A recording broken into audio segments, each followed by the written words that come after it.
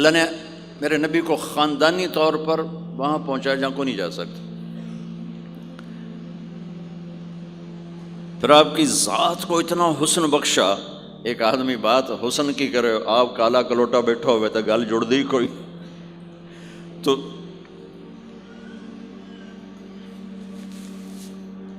آپ تشریف لے جا رہے تھے ہجرت کر کے، تو راستے میں ایک رابغ ایک جگہ آتی ہے، وہاں بھوک لگی، پیاس لگی، وہ کھانے کا سامان تھا نہیں، تو ایک بڑھیا عورت کا خیمہ دیکھا.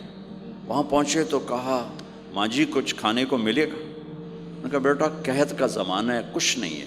تو ایک مریل بکری کھڑی تھی، وہاں بالکل چمڑت ہڈی. ہم نے کہا میں اس سے دودھ نکال لوں؟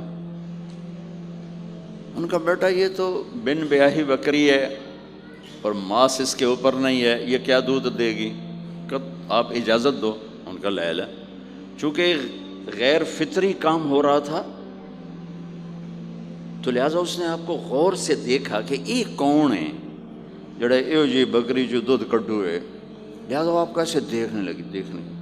تو آپ نے بکری کو کھینچا اور اس کے تھنوں کو ہاتھ لگایا، وہ نیچے لٹک گئے اور ایک پورا ڈول دودھ سے بھر دیا. بکری سے یہ گلاس بھی نہیں بھرتا بکری کے دودھ سے، لیکن وہ پورا ڈول بھر دیا. اپنے تینوں ساتھیوں کو پلایا، پھر خود پیا. پھر دوبارہ دودھ نکال کے پورا ڈول بھر کے اس اماں کو دیا، چلے گئے. بکری کی عمر 7 سال ہوتی ہے، 7 سال تک زندہ رہتی ہے، ذبح نہ کریں مر جاتی. یہ بکری 22 برس زندہ رہی اللہ کے نبی کے ہاتھ لگنے کی برکت سے. 22 برس اس بکری نے عمر پائی. جب شام کو اس کا خامد آیا، وہ کہنے لگا اے دودھ کتھوں ہے؟ وہ کہنے لگی ایس بکری چو. اسا کہ کملی ہو گئی، اتھو دودھ کتھوں آ گیا؟ اسا کہ ایسے چو آیا ہے. اسا کہ اپنی عقل دا علاج کرو، یہ کتھوں آ گیا؟ کہ نہیں، ایک کوئی جادوئی شخصیت والا نوجوان آیا تھا، اس کے ہاتھوں میں کوئی طاقت تھی، اس نے تھنوں کو ہاتھ لگایا اور چشمہ بنا دیا. اچھا کیسا تھا ذرا بتاؤ؟ سفیلی، ذرا دسے نہ کیوں جائے. اب اس نے بتایا کہ میں نے کیا دیکھا، اور وہ کمال کیا اس بڑھیا نے کہ آج تک بڑے بڑے علماء ان الفاظ کا ترجمہ کرتے ہوئے تھک رہے ہیں. وہ کہنے لگی ابا معبد رأیت رجلا ظاہر الوضاء ابلج الوجه حسن الخلق لم تعبه ثجلا لم تزر به سعلا ازج اقرا وسيم قصيم في عينيه تعج في صوته صحل في لحيته كثافة في عنقه سطع إن تكلم علاه البهاء وإن سكت علاه الوقار وهو أندر الثلاثة. مجھے بھی ہمیشہ اس کے ترجمے میں تھکنا ہی پڑتا ہے، لیکن مجھے اس کی بڑی ایک تعبیر اللہ نے سجائی. کہنے لگے، میں اس کا ترجمہ یوں کرتا ہوں، کہنے لگے ابو معبد میں تمہیں کیا بتاؤں، میں نے ایسا انسان دیکھا مجھے لگا جیسے 14ویں کا چاندی کپڑے پہن کے زمین پہ آ گیا. تو مجھے یوں لگا جیسے 14ویں کا چاندی زمین پہ کپڑے پہن کے اتر آیا. کیا حسن تھا، کیا جمال تھا، کیا خوبصورت بھویں تھیں، کیسا ماتھا چوڑا تھا، آنکھیں کیسی حسین تھیں. ادعج اشکل احور اہدب اکہل انجل ابرج. میرے نبی کی آنکھوں کے بارے میں 7 الفاظ آتے ہیں، 7 جو میں نے ابھی دہرائے، اور ان 7 کا ایک ترجمہ ہے کہ کائنات میں ایسی آنکھ اللہ نے کسی کو نہیں عطا فرمائی، ایسی خوبصورت آنکھیں اللہ نے عطا فرمائی آپ کو. آواز میں جادو تھا، آواز میں جادو تھا، پکڑ آواز دل کو پکڑتی تھی. گردن لمبی خوبصورت تھی، چہرہ 14ویں کے چاند کی طرح چمکتا تھا، اور براق الثنایا، دانت ایسے خوبصورت تھے، مسکراتے تھے تو دانتوں سے نور نکلتا دکھائی دیتا تھا، جب بولتے تھے تو نور چھا جاتا تھا. چپ ہوتے تھے وقار چھا جاتا تھا، خوبصورت سیاہ کالے بال تھے، نیم گھنگریالے بال تھے، پیٹ نہیں نکلا ہوا تھا، بال نہیں اڑے ہوئے تھے، سیدھا وجود تھا، سیدھا۔ کتنے ہمارے معاشرے کے لوگ ہیں، آپ سجے پاسے بیٹھے ہوں جن پیٹ کھبے پاسے گئے ہوں، پیٹ کھبے پاسے ہوں آپ سجے پاسے ہوں۔ تو اللہ نے کھانا حلال حرام بند کیا ہے، حلال کھاؤ، حلال کا بھی طریقہ سکھایا کہ ماج بنتے نہ کھاؤ، بندہ بنتے کھاؤ، اتنا نہ کھاؤ کہ چربیاں چڑھ جائیں، زیادہ کھانا انسانیت نہیں، کم کھانا انسانیت۔ بیچ میں بات آگے کہہ رہا ہوں، میرے نبی نے کہا سب سے بدترین برتن جسے انسان بھرتا ہے اس کا پیٹ ہے، سب سے بدترین برتن جسے انسان بھرتا ہے اس کا پیٹ ہے۔ اور اگر تم نے کھانا ہی ہے اور تم کہتے ہو نہیں میں نے کھانا ہی ہے، تو 3 حصے کرو، ایک غذا کے لیے، ایک پانی کے لیے اور ایک ہوا کے لیے، ایک حصہ چھوڑو، ساری زندگی بیماری نہیں آئے گی۔ لیکن یہاں تک کھانے کے بعد پھر ڈاکٹروں کی چاندی نہیں ہوگی تو اور کیا ہوگا؟ جب تک یہ بیکریاں ہیں، یہ کولڈ ڈرنکس ہیں اور یہ فاسٹ فوڈز ہیں، صحت مند کوئی نہیں ہوگا۔ بھوکے رہنے میں اللہ نے صحت رکھی، کھا کھا کے تباہی پھیر دیتے۔ میٹھا کھانے سے شوگر نہیں ہو رہی، زیادہ کھانے سے شوگر ہو رہی، دبا کے کھانے سے شوگر ہو رہی۔ اللہ میرے نبی نے کھانے کا طریقہ بھی بتایا، کھانے کی چیزیں بھی بتائیں، کھانے کا طریقہ بھی بتایا، کھانے کے آداب بھی بتائے۔ کہنے لگی 2 لفظ جو دنیا میں کسی انسان کے لیے استعمال نہیں ہوئے، میں نے آخر میں چھوڑ دے۔ کہنے لگی ابو معبد، میں جب اس کو دیکھتی تھی نا تو میرے دیکھنے کی طلب اور بڑھ جاتی تھی، پھر جب دیکھتی تھی طلب اور بڑھ جاتی تھی۔ وہ جب تک کھڑے رہے میری آنکھ نہیں بھری۔ وسیم وسیم وسیم۔ ابو معبد میں جدھر سے دیکھتی تھی حسن ان کا غلام تھا، ہاتھ جوڑ کے کھڑا تھا۔ قسیم قسیم قسیم اسے کہتے ہیں جس کو چاروں طرف سے حسن و جمال نے گھیرا ہوا ہو، اور وسیم اسے کہتے ہیں جس کو دیکھ کے نہ دل بھرے نہ آنکھ بھرے۔ دنیا کا ہر حسن تھوڑی دیر دیکھنے کے بعد خوبصورتی ختم، کشش ختم۔ ایک ہستی کائنات میں آئی ہے میرے اور آپ کا نبی، جن کو جتنا دیکھا جاتا تھا دیکھنے کا شوق بڑھتا تھا۔ ام عائشہ بیٹھی کپڑا سی رہی تھی، سوئی گر گئی، تھوڑا سا اندھیرا نظر نہیں آ رہی۔ ہمارے نبی کمرے میں انٹر ہوئے تو آپ کے چہرے کے نور سے سوئی چمکنے لگی تو آپ نے سوئی کو اٹھایا ہے۔ یہ میرے نبی کا ظاہر ہے جو اللہ نے اتنا خوبصورت کر کے بنایا۔ پھر یہیں ہمیں زندگی کی خوبصورتی بھی ملی کہ زندگی خوبصورت ہو۔ زندگی خوبصورت ہوتی ہے رویوں کے ساتھ۔ پہلا رشتہ خامند اور بیوی ہے، پھر اولاد ہے، پھر آگے رشتے بنتے ہیں، ماں باپ ہیں، یہ سارے رشتے یہ اس زندگی سے بنتے ہیں جو میرے نبی ہمیں سکھا کر گئے۔ آپ بطور، چونکہ آپ نے باپ تو دیکھا نہیں، ماں کو دیکھا ہے، اور ماں کے ساتھ زیادہ عرصہ نہیں رہے، صرف 6 سال رہے ہیں، تو ماں کے ساتھ کیا ہونا چاہیے؟ ماں کے ساتھ سلوک ہوگا تو ماں دعا دے گی نا۔ باپ کی خدمت کرو گے تو باپ دعا دے گا نا۔ آنکھوں میں آنکھیں ڈال کے بات کرو گے تو زندگی، باپ کو تو نیند نہیں آئے گی، ماں کو تو نیند نہیں آئے گی۔ ماں باپ میں سلوک و اولاد لڑ کے بیٹھی ہو تو ماں باپ کو تو نیند نہیں آئے گی۔ بیوی بدتمیزی سے بات کرے تو خامند کے نیند اڑ جائے گی، خامند بدتمیزی کرے تو بیوی کی نیند اڑ جائے گی۔ تو یہ کہاں سے زندگی ملے گی؟ میرے نبی کے دروازے پر جاؤ، وہاں پتہ چلے گا کہ زندگی کیسے گزاری ہے۔ تو آپ نے اپنی اس تمنا کا اظہار کیا، کاش میری ماں زندہ ہوتی تو میں اس کی ایسی خدمت کرتا۔ میں عشاء کی نماز کے مصلی پہ کھڑا ہو کر ہاتھ باندھے سورۃ فاتحہ پڑھ رہا تھا، الحمدللہ رب العالمین۔ ادھر سے میرے گھر سے آواز آتی، محمد۔ میری ماں مجھے پکارتی، محمد۔ تو میں نماز توڑ کے کہتا، لبیک یا اماں، ماں جی میں حاضر ہوں، ماں جی میں حاضر ہوں۔ زندگی کو خوبصورت بنانے کا ماں باپ کے لیے طریقہ کہ اولاد ماں باپ کی آنکھوں کی ٹھنڈک بنے. یہ بچے ہمارا سب سے قیمتی سرمایہ، اور انہی پر سب سے بڑا ظلم ہوتا ہے. سب سے بڑا ظلم ہے آج کے ماں باپ کا 3 سال کے بچے کو اسکول ڈالنا. سب سے بڑا ظلم ہے. وہ روتا ہوا جاتا ہے، روتا ہوا آتا ہے، اور ماں باپ سے اس کی محبت کی تار کٹتے جاتے ہیں، کٹتے جاتے ہیں، کٹتے جاتے ہیں. 7ویں سال میں وہ بدتمیز ہوا پڑا ہوتا ہے. اب مائیں پریشان ہیں، بچے بدتمیز ہیں، بچے بدتمیز ہیں، کیونکہ ماں نے گود نہیں دی. جو ٹائم ماں نے دینا تھا وہ دے دیا اسکول کو. اور ہمارے اسکول کاروباری ادارے ہیں، علمی ادارے نہیں ہیں، کاروباری ادارے ہیں.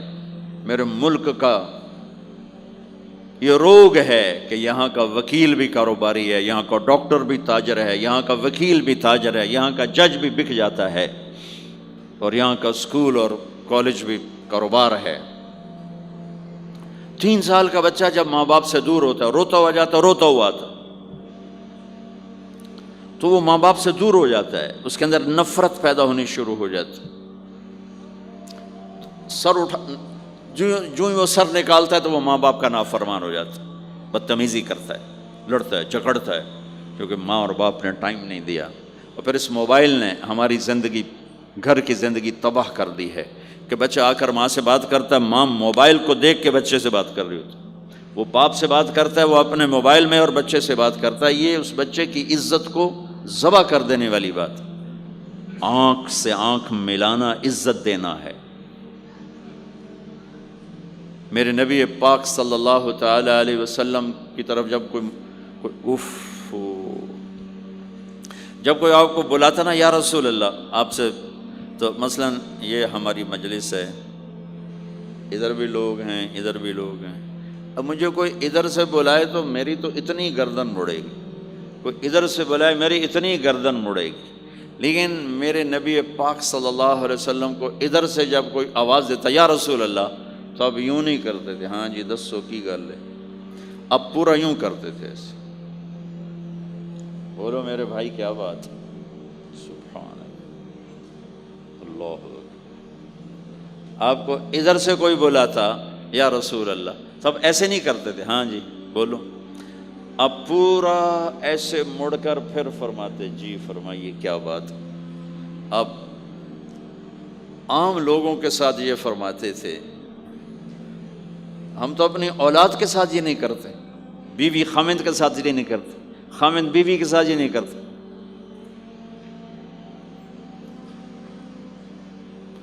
تو وہ ایک گیپ پیدا ہو جاتا ہے، ایک فاصلہ پیدا ہو جاتا ہے.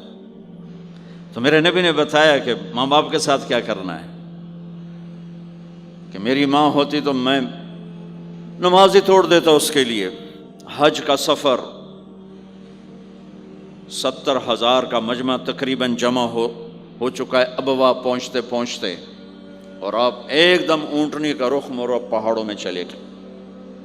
میری زندگی سفروں میں گزری ہے، ان میں خوبصورت ترین سفر میرا وہ ہے جو میں نے حضرت اماں آمنہ کی قبر پہ حاضری تھی. پہاڑوں کے اندر آپ اندر تشریف لے گئے، مجمع بھی ساتھ ہو گیا، کدھر جا رہے ہیں، اونٹنی کو بٹھایا. پہاڑ ہے کچھ 40-50 فٹ اونچا، اس کے اوپر قدرتی ایسے ایک پلین بنا ہوا ہے جیسے اللہ نے پہلے سے سنبھال کے رکھا ہوا تھا. اب تو انہوں نے قبر کا نشان مٹا دیا ہے. تو ماں کی قبر کے سرہانے تشریف لے گئے اور گھٹنے اٹھائے، ہاتھ یہاں رکھے اور سر گھٹنوں میں دیا ایسے. یہ پوزیشن ہے چھوٹے بچے کے رونے کی. جب وہ رونا چاہتا ہے تو پھر اپنے پاؤں اٹھا کر یوں کر دیتے. پھر اس کے بعد آپ ایک معصوم بچے کی طرح روئے، اور اتنا روئے کہ آپ کی ساری داڑھی آنسوں سے تر ہو گیا، آپ کا احرام تر ہو گیا، اور اپریل کی دھوپ تھی. اور آپ نے فرمایا میں آج رات یہیں قیام کروں گا. میں وہاں گیا ہوں، وہاں 2 آدمی نہیں ٹھہر سکتے. میرے نبی نے کہا میں یہیں ٹھہروں گا. آگے کوئی 6-7 میل دور انتظام تھا حاجیوں کے اس قافلے کے ٹھہرنے کا. کچھ لوگ چلے گئے ہوں گے، لیکن آپ نے وہ رات اپنی ماں کے سرہانے گزاری۔ اور میں جب وہاں پہنچا تو مجھے چونکہ سیرت پڑھی تھی تو مجھے چشم تصور میں وہ نظر آ رہا تھا، حضرت آمنہ کی عمر صرف 25 برس تھی اور ہارٹ اٹیک ہوا اچانک، بولا نہیں جا رہا، اور اللہ کے نبی ماں کو دیکھ کے گھبرا رہے ہیں کہ کیا ہوا، 6 سال کا بچہ پہلی موت دیکھ رہا ہے، وہ بھی ماں کی۔ تو مجھے ہارٹ اٹیک ہوا تو بولا نہیں جاتا، بلا رہے ہیں بولا نہیں جا رہا، آوازیں نکل رہی، تو بلا رہے ہیں ام ایمن بھی ساتھ ہے، آوازیں نکل رہی، لیکن بجھنے سے پہلے شمع کے جو بھڑکتی ہے 2 لفظ بولے، کل حی میت و کل جدید بال وقد ولدت طہرا۔ میرے بچے، ہر جوانی ڈھلتی ہے اور ہر زندگی موت کا نوالا بنتی ہے، مجھے لگتا ہے میرا وقت آ گیا ہے، لیکن میں ایک ایسے بچے کو چھوڑ کے جا رہی ہوں جو ساری دنیا کو پاک کر دے گا، پاکیزہ چھوڑ کے جا رہے ہیں۔ تو پتھروں میں ہی دبایا، کوئی کھودنے کا تو انتظام ہی نہیں تھا، تو جب پہاڑ سے نیچے اترے تو اللہ کے نبی نے ایک دم ہاتھ چھڑایا، دوڑ لگائی اور پھر پہاڑ پہ چڑھ گئے۔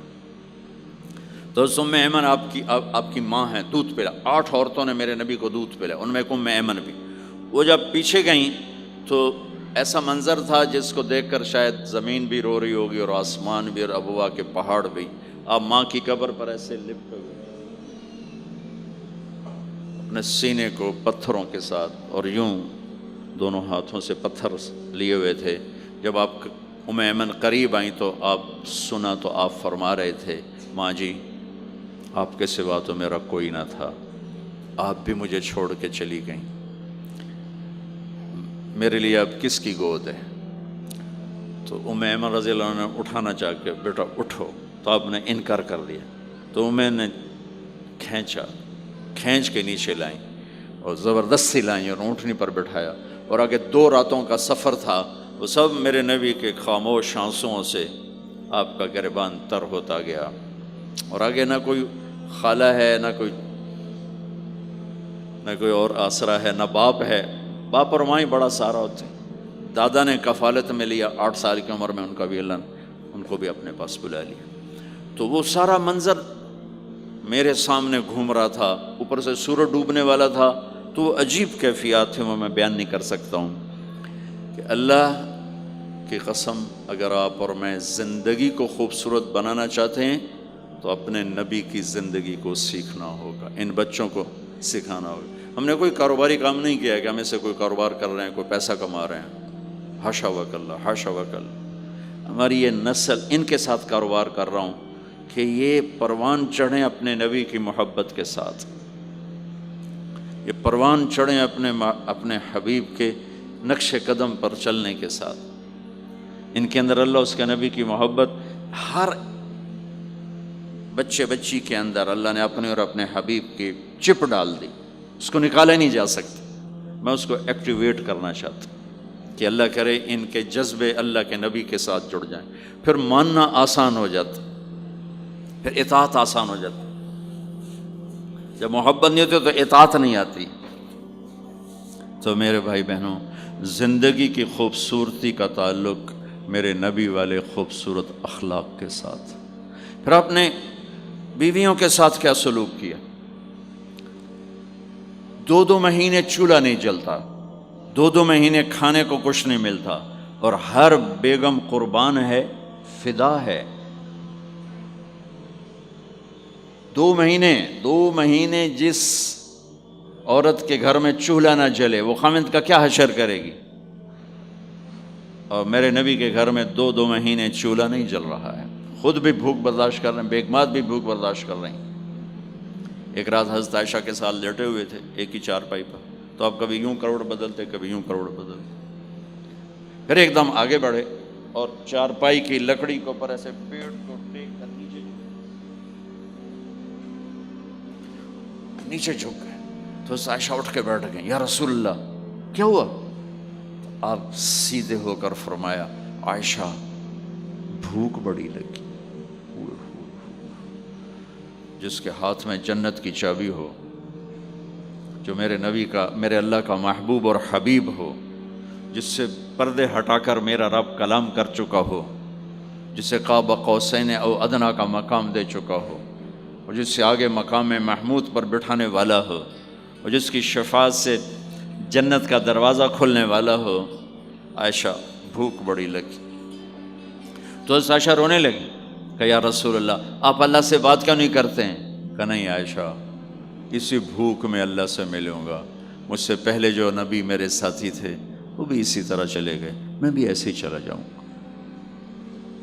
اور اس کے باوجود بیویاں قربان ہو رہی ہیں، فدا ہو رہی ہیں۔ کس چیز نے باندھا ہوا تھا؟ میرے نبی کے سلوک نے، میرے نبی کے اخلاق نے۔ اللہ کی قسم، میرے نبی کی شادیاں شوق کی شادیاں نہیں تھیں۔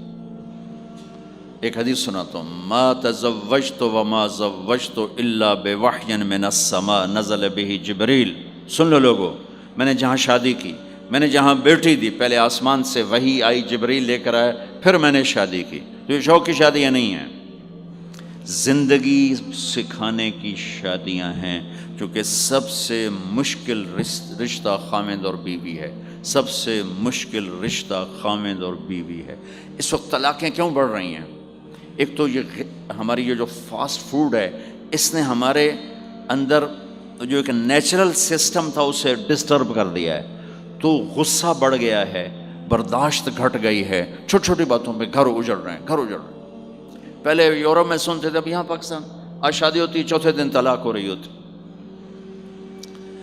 میں وہاں بیان کے لیے نکل رہا تھا مانچسٹر، تو میرے ساتھ جو گاڑی چلا رہا تھا، میں نے پوچھا آپ کیا کرتے ہو؟ لاہور کا تھا۔ کہا جی میں وکیل ہوں۔ میں نے کہا یہاں کوئی جھوٹے کیس ہوتے ہیں جیسے پاکستان میں؟ کہا جی نہیں، یہاں جھوٹا کیس کوئی نہیں ہوتا، جو بھی ہوتا ہے جینون ہوتا ہے۔ میں نے کہا یہاں مسلمانوں کے لڑائی جھگڑے آتے ہیں؟ کہا جی ہاں جی آتے ہیں۔ میں نے کہا سب سے زیادہ کیا جھگڑے آتے ہیں؟ کہا جی سب سے زیادہ طلاق کے آتے ہیں، طلاق طلاق طلاق طلاق۔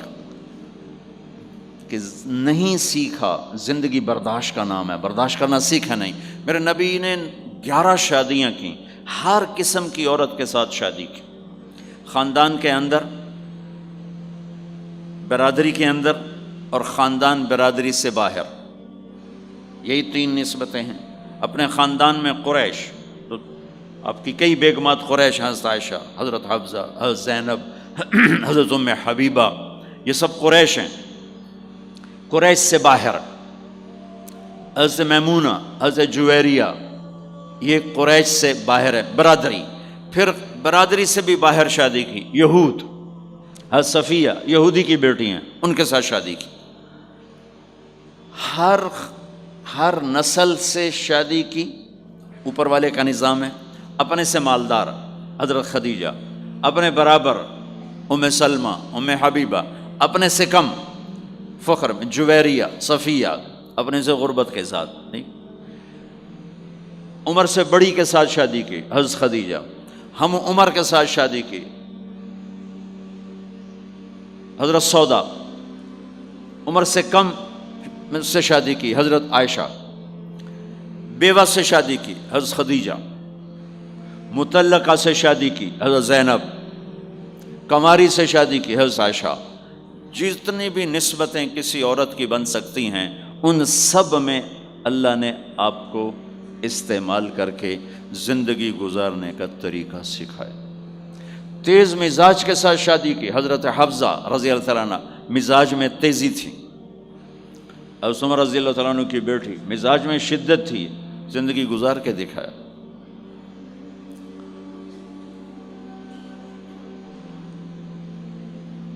ایک آپ کو حدیث سناتا ہوں، اللہ کی قسم صرف ہمیں سکھانے کے لیے۔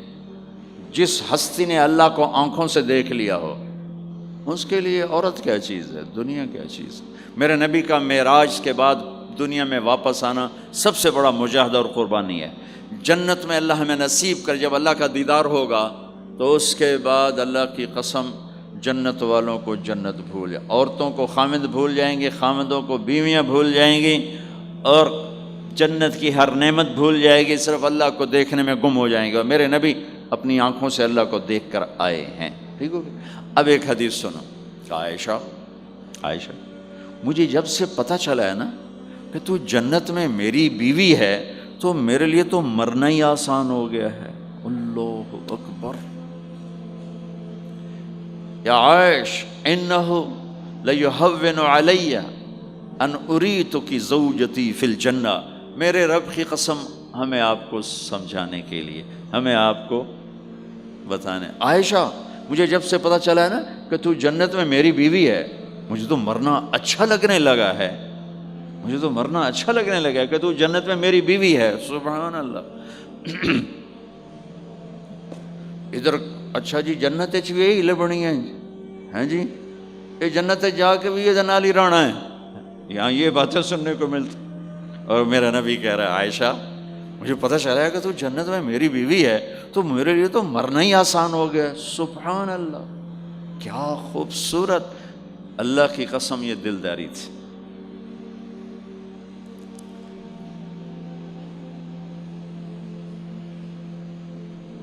سب سے مشکل رشتہ خامند اور بیوی ہے، سینکڑوں آیات اس کے لیے اللہ نے اتاری، ماں باپ کے لیے چند آیات، اولاد کے لیے چند آیات، بہن بھائیوں کے لیے چند آیات ہے، خامند اور بیوی کے لیے قرآن پڑھا ہے، پوری سورت اتاری ہے، اور سینکڑوں آیات اتاری، چونکہ ایک اس رشتے کی اہمیت، ایک اس کی نزاکت اور کمزوری کہ کوئی رشتہ ٹوٹتا نہیں سوائے خامند اور بیوی کے۔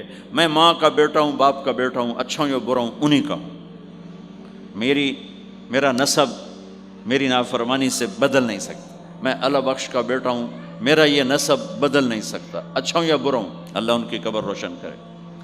خامند اور بیوی کا رشتہ ایک بول پہ ٹوٹ جاتا ہے، ایک بول پہ ٹوٹ جاتا ہے، اس لیے اس کو بچانے کے لیے آیات آیات آیات، اور میرے نبی کی شادیاں کہ کس طرح ایک گھر کو لے کے چلتے ہیں، کس طرح ہر مزاج کی عورت کے ساتھ سلوک کرتے ہیں۔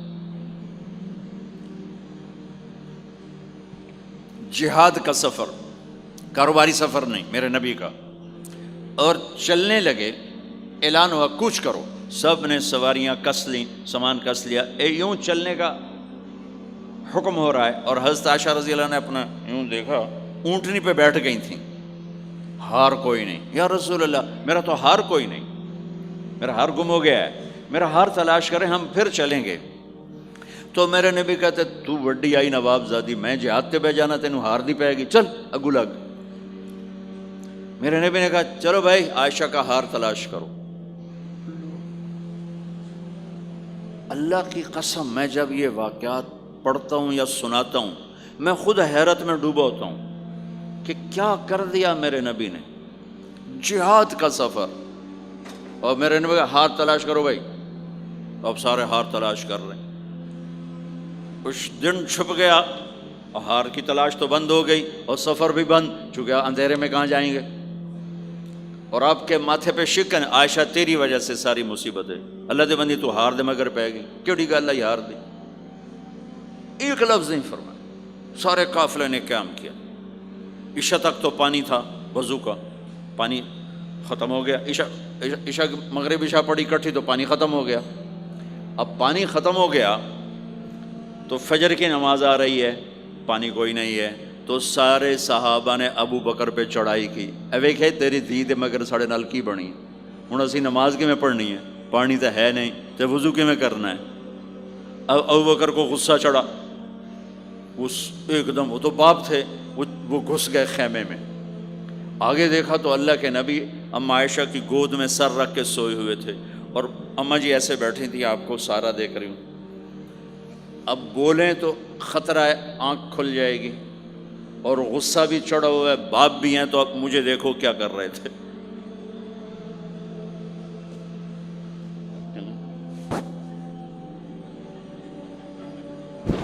تیرے جو پھر یوں ماری زور سے انگلی بیٹی کے نا یہاں، پہلے یوں کرتے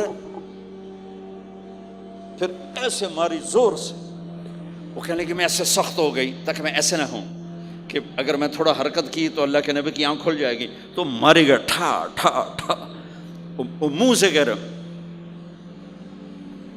اور وہ ایسا کر کے بیٹھی چمک، غصے میں باہر چلے۔ اب آپ کی آنکھ کھلی فجر پر،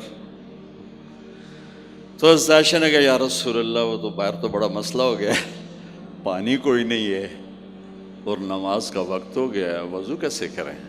سبحان اللہ، اللہ نے قانون بدل دیا، دنیا میں پہلی دفعہ ہونے لگا ہے۔ 1,24,000 نبی آئے، پانی نہ علی وضو ہو سکتا ہے، اس کے علاوہ نہیں ہو سکتا۔ میرے اللہ نے قرآن اتارا فَإِن لَّمْ تَجِدُوا مَاءً فَتَيَمَّمُوا صَعِيدًا طَيِّبًا فَامْسَحُوا بِوُجُوهِكُمْ وَأَيْدِيكُمْ مِنْهُ۔ اچھا میرے بندو، پانی مک گیا ہے، چلو مٹی چاہتے منہ تے مارو تے دوئی چاہتے ہتھاں تے مارو تے تمہارا وضو ہو گیا، چلو تیمم کرو اور نماز پڑھو۔ اب وہ جو سارے ابو بکر پہ غصے ہو رہے تھے نا، اما عائشہ کہنے لگے واہ ابو بکر بھائی تیرے طفیل کی کم بن گیا، تیری دھی دے طفیل کی کم بن گیا۔ تو اسید بن حذیر پہلے ذرا زیادہ گرم ہوئے تھے، تو وہی ابو بکر تیرے گھر کی یہ پہلی برکت نہیں ہے، پہلے بھی بہت شمار برکتیں تیرے گھر کی طفیل امت کو ملی ہیں۔ تو اللہ نے تیمم کی آیت اتار دی، حضرت عائشہ کو ڈانٹ پلانے کی آیت نہیں آئی کہ میرے نبی تیری بیگم کے ہار کی وجہ سے میرے دین کا کام رک گیا اور میرے بندوں کی نماز خراب ہو گئی اور ان کو پانی سے محروم ہونا پڑا۔ میں قربان جاؤں اپنے رب پر، اپنے حبیب پر، اس ماں عائشہ پر، دنیا کی واحد عورت ہے جس کے سینے پر سر رکھ کر کسی نبی نے جان دی ہو۔ 1,24,000 نبیوں میں سے کوئی نہیں ہے جس کا سر بیگم کے سینے اور ٹھوڑی کے درمیان ہو اور اس کی جان اللہ نے نکالی ہو۔ واحد میرے آپ کے مات فی سحری و نحری، سحری و نحری، سحری و، کہ میرے چونکہ آپ ایسے بیٹھے تھی اور حبیب پاک آپ کے سینے پر یوں دراز تھے، نیم دراز اس طرح، اور آپ کا سر مبارک ٹھوڑی کے ساتھ لگ رہا تھا، ٹھوڑی کے ساتھ یہ جگہ یہاں لگ رہی تھی اور باقی یہاں تھی، آپ اس طرح۔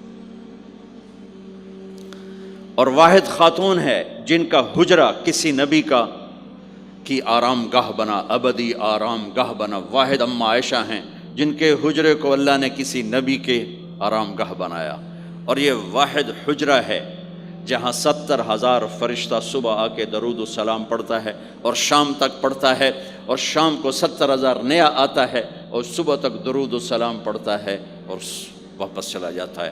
کائنات، اللہ جب مسلمان دنیا سے مٹ جائیں گے، مسجد نبوی مٹ جائے گی، بیت اللہ مٹ جائے گا، مدینے کی ایک اینٹ باقی نہیں بچے گی، مکہ کتنے بڑی بڑی بلڈنگیں، ایک اینٹ باقی نہیں بچے گی، اور وہاں سے گزرتے ہوئے لوگ کہیں گے لگتا ہے اتنے کدی آبادی ہوئے گی، ایتھے لگتا ہے کدی آبادی ہوئے گی۔ یہ زبانوں پہ ہوگا، جب سارے نشان مٹ جائیں گے اس وقت بھی 70,000 فرشتہ آ کے درود و سلام صبح سے شام تک پڑھے گا اور شام سے صبح تک پڑھے گا۔ یہ واحد میں خاتون ہیں عائشہ بنت ابی بکر جن کو اللہ نے یہ عزت بخشی، اور یہ واحد خاتون ہیں جب ان کے اوپر تہمت لگی، حضرت یوسف علیہ السلام پہ تہمت لگی تو بچے نے گواہی دی، حضرت مریم پہ تہمت لگی بیٹے نے گواہی دی، اور اما عائشہ پہ تہمت لگی تو اللہ نے گواہی دی کہ میں گواہ ہوں، اللہ گواہ بن کے آئے۔ تو اللہ نے کہا تیمم کرو بھائی، سارے خوش ہو گئے، سارے خوش ہو گئے۔ تو حضرت عائشہ نے کہا یا رسول اللہ اب میرا ہار چھوڑ دیں، اب چلیں۔ تب آپ نے کہا چلو بھائی کوچ کرو۔ اس سے زیادہ کوئی دلداری کا واقعہ پیش کر سکتا ہے؟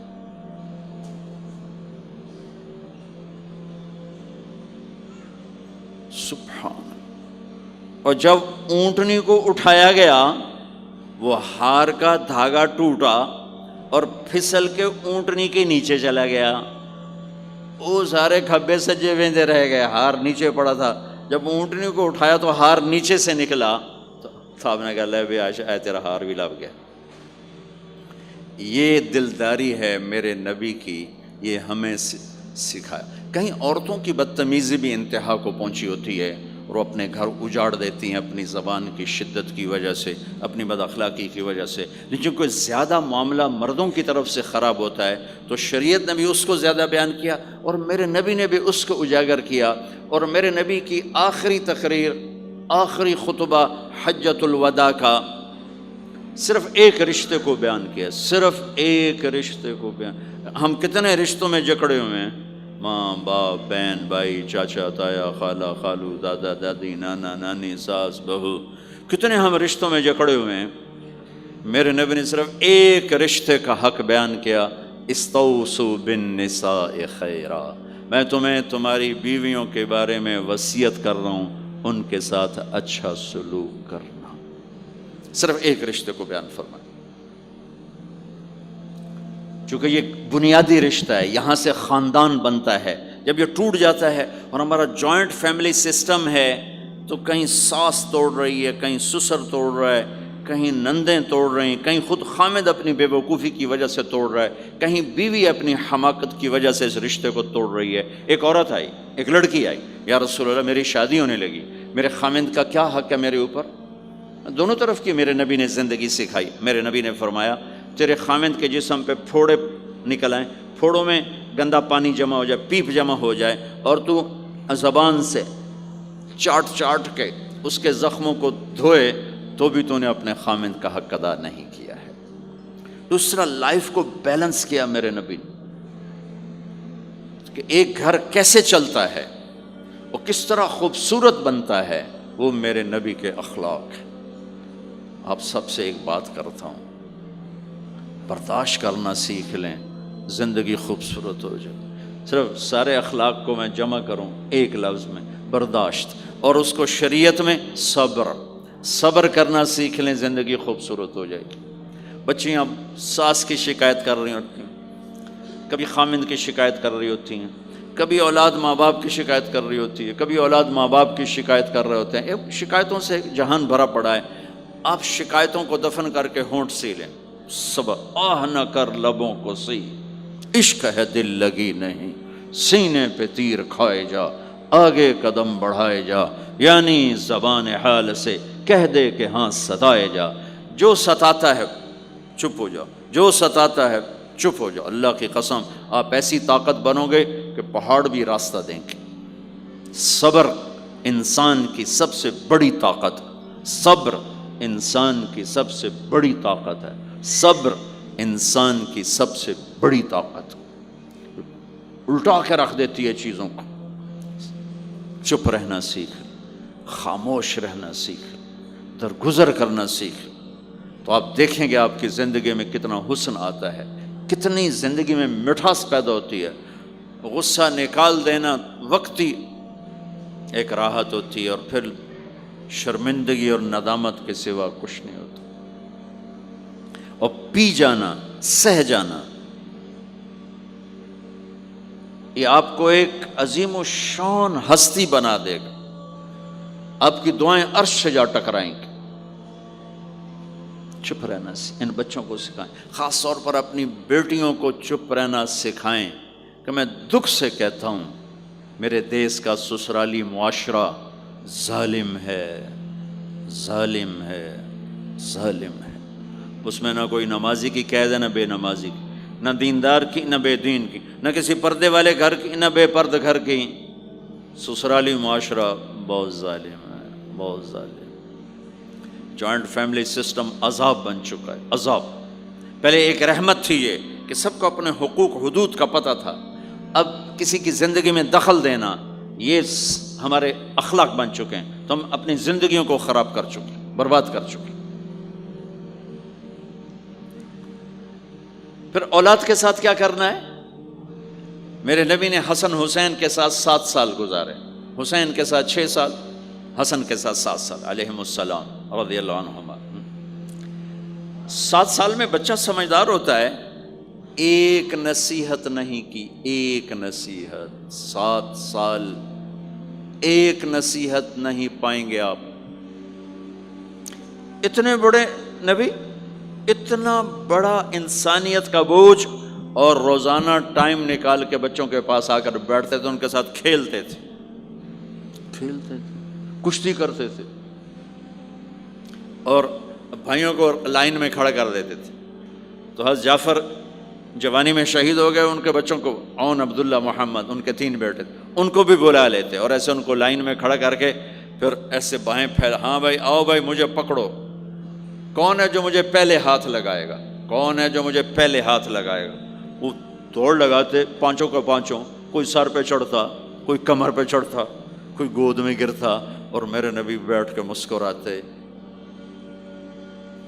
ایک مجھے بات یاد ہے، صرف ایک یاد، کہ حضرت امام حسن رضی اللہ تعالیٰ عنہ علیہ السلام، انہوں نے صدقے کی کھجور اٹھائی اور منہ میں ڈال لی۔ صدقے کا آیا تھا مال، تو ایک کھجور اٹھا کے منہ میں، تو ہم کہا بخ بخ بخ، تو آپ نے منہ میں نا انگلی ڈال کے کھجور نکال لی کہ بیٹا ہمارے گھر پہ صدقہ جائز نہیں ہے، اس کو پھینک دو۔ بس یہ ایک بات مجھے اپنے نبی کی زندگی میں ملتی ہے۔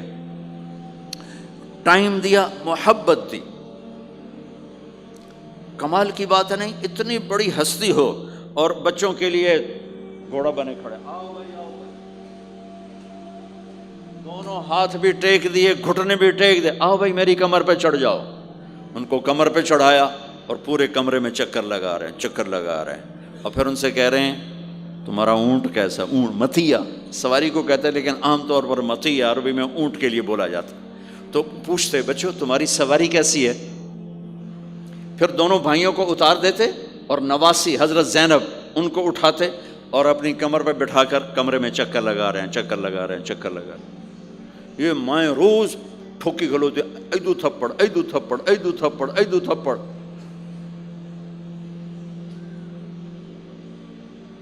ساری مائیں سکول ماسٹر بنی ہوئی ہیں، بس ٹھوکی جاؤ، ڈنڈے ماری جاؤ، بس ایسی بے وقوف ہیں کہ جتنی محنت یہ کھانے پر کرتے، اپنے کپڑے کو سجانے پر کرتے، اس کا 100واں حصہ بچوں پہ کریں، ان کے بچے جنید بغدادی بن جائیں۔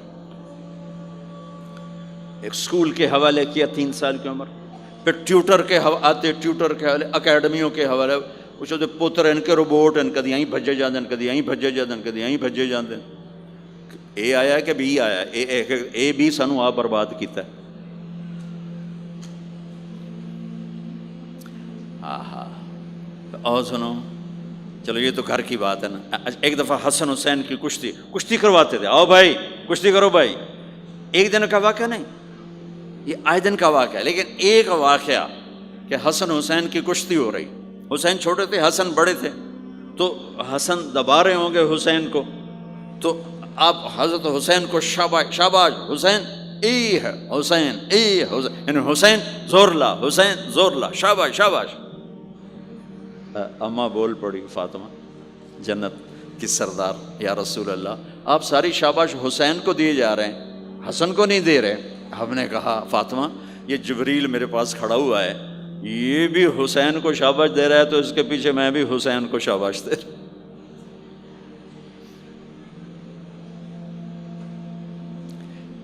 اس سے اور عجیب سنو، آپ فرض نماز پڑھا رہے ہیں، فرض نماز، نفل نہیں، گھر میں نہیں، مسجد میں، اور آپ سجدے میں گئے اور حسن نے چھلانگ لگائی اور کمر پہ جا کے بیٹھ گئے، اور اینجے مندہ کرسی تو ٹھوک کے بیٹھ جانا۔ میرے نبی نے سجدہ لمبا کر دیا، اتنا لمبا کیا کہ ان سجدے میں پڑے لوگ سوچنے لگے کہ کہیں اللہ کے نبی فوت تو نہیں ہو گئے۔ تو جو سامنے والی صف تھی انہوں نے یوں کر کے دیکھا، پچھلوں کو تو نظر نہیں آنا، انہوں نے انج کر کے دیکھا تو دیکھا تو حسن سجدے اوپر چڑھے ہوئے، تو ایک صحابی جو قریب تھے انہوں نے ایسے ہاتھ آگے بڑھایا اتارنے کے لیے، تو میرے نبی نے بغلوں سے دیکھا کہ ایک ہاتھ آگے آ رہا ہے، تو آپ نے سجدے میں یوں کیا، میرے بچوں کو کچھ نہ کہو، جب تک حسن نہیں اترے آپ سجدے میں پڑے رہے۔ اور ایک اور تماشا ہوتا تھا، چونکہ اب نماز لمبی پڑھاتے تھے، لمبی ہوتی تھی نماز، تو آپ ذرا پاؤں کا فاصلہ ہے تو حسن ادھر بیٹھتے، حسین ادھر بیٹھتے، نماز میں میرے رب کی قسم سنا رہا ہوں۔ اب یہ دونوں کی آپس میں نا وہ شروع ہو جاتی، وہ ادھر وہ ادھر، پہلے حسن پار کرتے تو حسین ادھر آ جاتے، پھر حسین ادھر جاتے تو حسن یوں آ جاتے، پورے قیام میں یہ دونوں بھائی یوں یوں کرتے رہتے تھے، یوں، وہ ادھر وہ ادھر، وہ ادھر وہ ادھر، سبحان اللہ، نماز ہو رہی۔ اس سے عجیب سنو، آپ نے اپنی بیٹی حضرت زینب آپ کی بڑی بیٹی زینب، ان کی بیٹی امامہ کو ظہر یا عصر کی نماز پڑھا رہے ہیں، کہاں بٹھایا ہوا ہے؟ میں پہلے بیان کرتا ہوں یہاں بٹھایا ہوا ہے علی یدہ، لیکن میں نے اب چند دن پہلے حدیث پڑھی، یہاں نہیں بٹھایا، یہاں نہیں بٹھایا، یہاں بٹھایا ہوا تھا، یہاں کندھے پر بٹھایا ہوا تھا، یہاں علی عاتقہ، اس کو عاتق کہتے ہیں، اور نماز پڑھا رہے تھے۔ جب آپ رکوع میں جانے لگے تو یہاں سے پکڑا اور آرام سے اس کو ساتھ بٹھایا، پھر رکوع کیا، قومہ کیا، سجدہ کیا، سجدے سے جب اٹھے تو پھر امامہ کو اٹھا کر کندھے پہ بٹھا کے پھر نماز شروع کر دی۔ 4 رکعتاں میرے نبی انج پڑھائیاں کہ نواسی یہاں بیٹھی ہوئی ہے صرف زندگی سکھانے کے لیے، صرف زندگی سکھانے کے لیے۔ بچوں کو پیار اتنا دو کہ وہ آپ پہ قربان ہوں، ڈنڈا، سوٹا، تھپڑ، بدتمیزی، ڈانٹ ڈپٹ، یہ دوریاں پیدا کر دیتی۔ بہت چھوٹی عمر میں نے سگریٹ پینے شروع کر دی، کچھ 7-8 سال کی عمر میں نے سگریٹ پینے شروع کر دی۔ گاؤں میں تھے تو کوئی ماحول تو تھا نہیں، تو گھر والوں کو پتہ چل گیا، تو اب مجھے سگریٹ سے روکنے کے لیے سمجھایا جا رہا ہے۔ جی کیسے سمجھایا جا رہا ہے؟ میری ماں نے میرا منہ کھولا ہے کر کے، تو میرے ماسی نے چمٹا نپے تے وچ انگارا ہے تو این کر ٹھوکاں تیرے منہ وچ، ٹھوکاں تیرے منہ وچ۔ یہ مجھے سگریٹ سے روکا جا رہا ہے۔ جی مجھے منظر نہیں بھولتا، میری ماں نے دونوں ہاتھوں سے میرے جبڑے یوں کھینچے اور میری ماسی نے انگارا چمٹے میں ڈال کر پاما تیرے منہ وچ، پاما تیرے منہ وچ، پینے گا سگریٹ؟ او میں نہیں پیندا، او میں نہیں پیندا۔ ٹھیک، باہر نکل کر میں نے پہلا کام سگریٹ سلگایا، اور میرے چھوٹے بھائی نے دیکھ لیا میری مصیبت عربیاں، وہ مجھ سے بھی 2 سال چھوٹا، 5 سال تھا، میں 7 سال اور 5 سال، میں کہتا میری شکایت لاوے گا، میں کہا تلی تلی دیا، میں نے سگریٹ اس کے منہ میں لگا، تو بھی پی، میں بھی پینا، تاکہ یہ میری شکایت نہ لگائے۔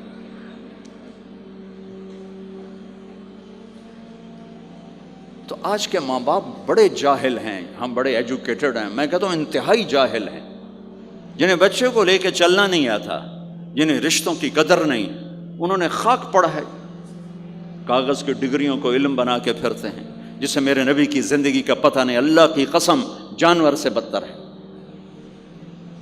جاہل ترین ہے جسے اپنے آقا کی زندگی کی خبر نہیں۔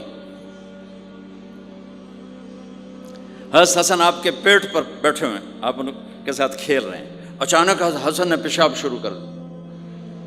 مجھے یاد نہیں، میرے بچے بچیاں ماشاءاللہ، میں نے ان کو اٹھایا ہوا تھا اور مجھے پیشاب محسوس ہوا تو میں نے اسے بیٹھے رہنے دیا ہو، مجھے یاد، میں اسی وقت پیچھے یا منجی تے سٹے یا ہیٹھاں سٹے پیشاب اتنے کرتا الو جائے نہیں۔ ٹھیک، میرے نبی پاک صلی اللہ علیہ وسلم کے نواسے حسن آپ کے پیٹ پر بیٹھے تھے، پیٹ ننگا تھا، تو آپ ان کے ساتھ کھیل رہے تھے تو انہیں پیشاب شروع کر دیا۔ میرے نبی ایسے بے حس و حرکت ہو کہ کہیں بچے میری حرکت سے بچے کا پیشاب نہ رک جائے، تو آپ ایسے ہو گئے، تو پورا پیشاب کیا اور آپ ہلے نہیں۔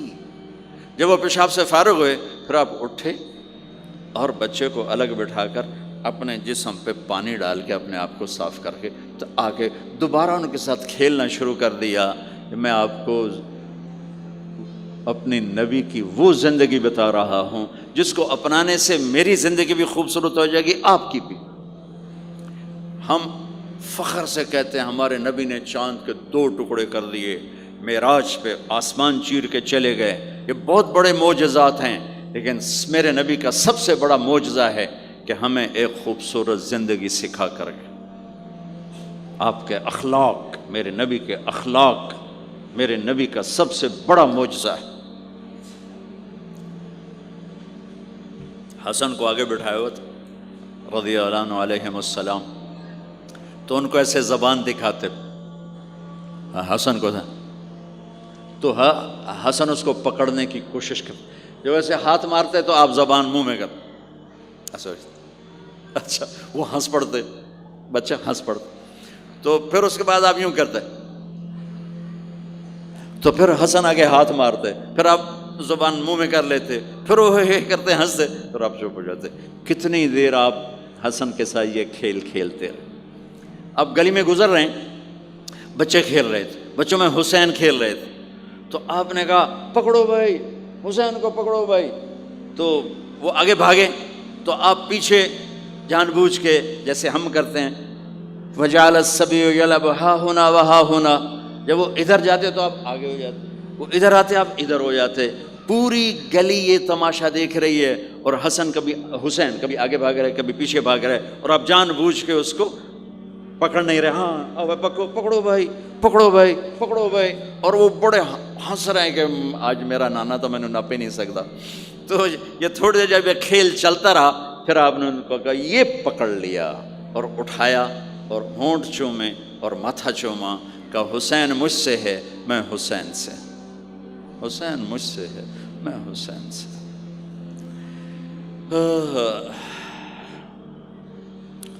میرے بھائی بہنوں عزیزو، اسلام ہی تو خوبصورت زندگی سکھاتا ہے، وہی ہم نے بھلا دیا۔ کپڑے کیسے ہوں، ٹائی کیسی ہو، کوٹ کیسا ہو، گاڑی کیسی ہو، کھانا کیسا ہو، لباس کیسا ہو، سواری کیسی ہو، گھر کیسا ہو، ڈرائنگ روم کیسا ہو، میچنگ کیسے ہو، بھلا اس کو زندگی تھوڑا ہی کہتے ہیں۔ تو آپ سب سے کہتا ہوں کہ اپنے نبی کی زندگی اور سیرت کو پڑھیں، اس کو سیکھیں۔ یہ تبلیغ کا کام ایک عملی محنت ہے، سیکھنے۔ ان بچوں پر محنت کر رہے ہیں کہ اللہ کرے یہ پروان چڑھے تو ان کے اندر اللہ اس کے رسول کا پیار ہو، تو پھر یہ خود ہی چلنا شروع کریں گے۔ یہ میں نے سیرت کی چند جھلکیاں، چونکہ آپ پوری فیملیز بیٹھی ہوئی ہیں، اور فیملیز کے رشتوں میں ماں کا رشتہ، باپ کا رشتہ، بیوی کا رشتہ، خاوند کا رشتہ، اولاد کا رشتہ، یہ چند بڑے رشتے ہیں، اسی کو میں نے آپ کے سامنے پیش کر دیا ہے کہ اس کو سیکھنا پڑتا ہے، اس کے لیے اپنے ذات سے لڑنا پڑتا ہے، تب جا کر زندگی میں حسن اور کمال پیدا ہوتا ہے۔ میری بات یاد رکھیے گا، کبھی زندگی کو خوبصورتی چیزوں سے نہیں ملتی، زندگی کی خوبصورتی میرے نبی والے پیارے اخلاق کے ساتھ۔ جس کو یہ مل گئے اس کے گھر میں 14ویں کا چاند ہر وقت چمکے گا، اور نصف النہار کا سورج ہر وقت چمکے گا۔ جس کے اخلاق بگڑ گئے ان کی دن بھی رات بن جائیں گے اور رات بھی رات بن جائے گی۔ اللہ اس نسل کو آپ کی آنکھوں اور ہماری آنکھوں کی ٹھنڈک بنائے، اور ایسے ہماری اس محنت کو قبول فرمائے۔